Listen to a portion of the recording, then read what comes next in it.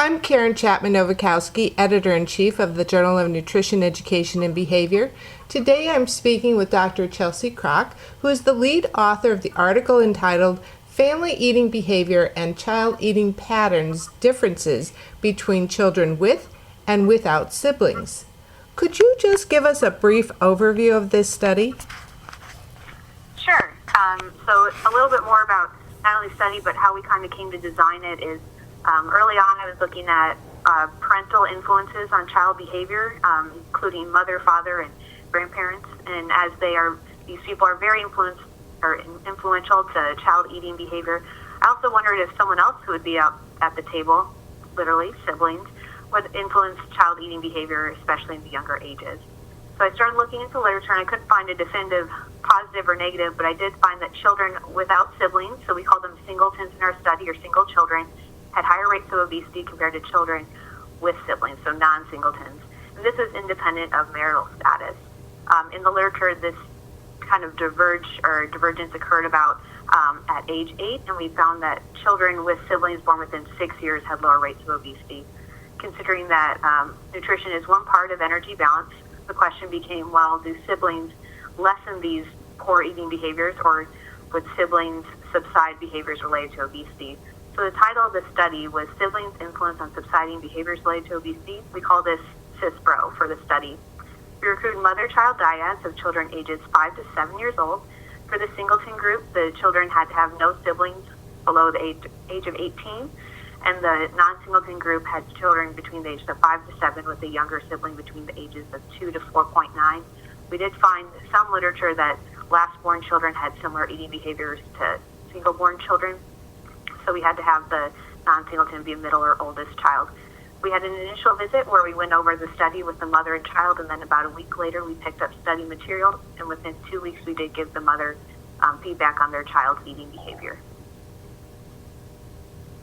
So, was recruiting difficult for this study? That's this is an interesting point of this study, is we were really concerned that we were not going to get non-singletons because of the age range, the 2 to 4.9, 5 to 7, but we actually were able to fill that group pretty easily. We had a harder time getting singletons. Part of it was there are less single-child families, but we did have singleton parents express interest, but there were scheduling conflicts or they never followed up, so none of them made it to the initial visit. So we actually had a harder time getting the singleton children compared to the non-singleton children. So we actually had to do a couple more recruitment efforts to specifically get singleton children. Well, that's interesting. And so are the findings. Did any of the findings or the results particularly surprise you?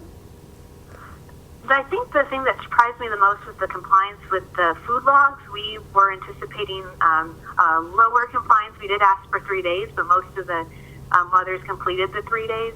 I think I was just surprised in general to find a difference. When we were doing this study, we never really looked at the results until everything was done. And as I was going through and doing these home visits, I was like, I don't know if we're going to find anything. And so just finding a difference to me, I think really surprised me because they seemed so close, but there was a difference in those food logs. Yeah, surprised me too. And I realize this wasn't a part of your research, but do you have any thoughts on why singletons had a less healthy diet? Yes, I do. Again, this is all, anecdotal. And I think the way to look at these results is that families of multiple children tend to do something more frequently than families of single children. And to go back to this recruiting thing, I think something that stood out to me was there was a big difference in even scheduling that first meeting, which kind of took me by surprise because I thought, parents of multiple children would have, a lot of schedules going on and it'd be harder to fit in. But they made an effort. They stuck to their time. There was some rescheduling, but that really kind of got me thinking that maybe it has to do with the scheduling and the planning of meals.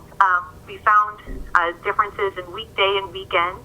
And the thought I have is maybe that with multiple children, you're scheduling a little bit more of your meals, thinking ahead a little more. So we're going to have more at-home meals. We're probably going to have less fast food. Part of it is because we have to bring the whole family to the fast food joint, but it's a little bit easier to schedule things at home. We're probably going to have more meals made at home because it's just a little bit easier to schedule and control with multiple children. Even on the weekends, considering there's multiple schedules going on, with the mother or the father has to look at when are we going to be eating instead of, soccer practice ended, we didn't really have anything scheduled, let's go to an away from home eatery. Well, that makes a certain amount of sense. Are you continuing with this research? I actually am. I am at Pennington Biomedical right now, and I'm starting to look more into household dynamics and family dynamics, how that influences child eating behavior and physical activity and sleep and other contributors to obesity, thinking about if there's more scheduling or if we have more organization within the household and maybe more of a focus on the family and family health behaviors. This might be a potential avenue to help parents and children have healthier behaviors. So I'm looking at it in a little bit older age range, in adolescence, and to be determined on what we find there. Very fascinating. Thanks for talking with me today. You're welcome.